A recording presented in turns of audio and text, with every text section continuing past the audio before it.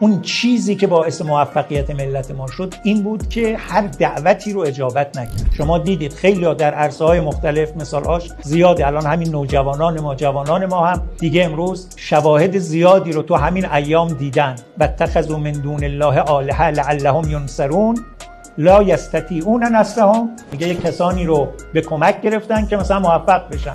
میگه ولی نتونستن این موفقیت رو به دست بیارن. تعبیر قرآنه که ان الذین تدعون من دون الله فعباد امثالکم. میگه اگر شما غیر از خدا رو بخواید برین به او تکیه کنید، اونا حداکثرش آدمای مثل خود شما، چه قدرتی دارن؟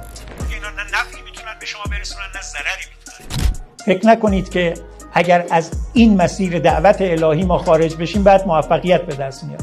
اگر ما در دفاع مقدس یه موفقیتی داشتیم، دشمن با همه توانش اومد نتونست موفقیتی به دست بیاره، دلیلش چی بود؟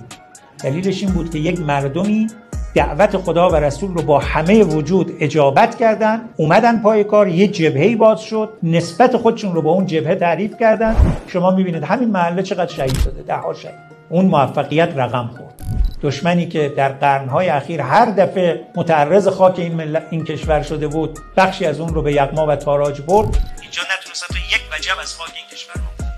چرا؟ چون یه ملت خودش رو شناخت. همین کشور اوکراین رو دیگه همه شما دیدید. یه کشوری مثلا فکر می‌کرد اگر متکی بشود به امریکا و برای او تمام به اصطلاح حیثیت خودش رو بذاره، او به او کمک خواهد کرد. شما دیدید با چه ذلتی باهاش برخورد کرد. این اون چیزی است که واقعیت دنیاست، واقعیت صحنه عالم هست که قرآن برای ما بیان فرموده. امروز داریم به چشم می‌بینیم.